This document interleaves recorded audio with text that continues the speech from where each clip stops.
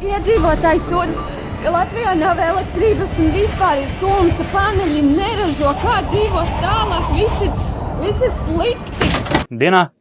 Dincei, tātad kaut kas notic ar mūsu reportieri, bet tas nekas. Viss mums ir skaidrs, dāmas un kungi, mēs esam jūs sadzirdējuši. Tieši tāpēc mums ir risinājums, un vienmēr viņš ir bijis, un mūsu galvenais mērķis ir jums palīdzēt.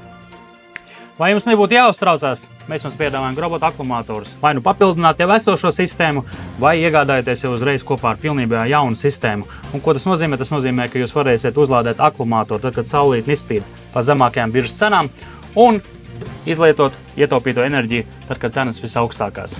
Un kas ir vēl papildu bonus šo akumulātoru, jūs vienmēr varat papildināt. Jūs no sākuma uzstādāt, piemēram, 5 vai 10 kW sistēmu, jūs varat papildināt viņu līdz pat 60 kWh, ja jūs saprotat, ka jums ir pamaz. Un šim visam pa virsu mēs jums palīdzēsim iegūt valsts atbalstu gan akumulatoriem, gan saules paneļu sistēmai. Ja jums interesē šis piedāvājums, spiediet uz linku, ienāciet mūsu mājaslapā un aizpildiet pieteikumu formu.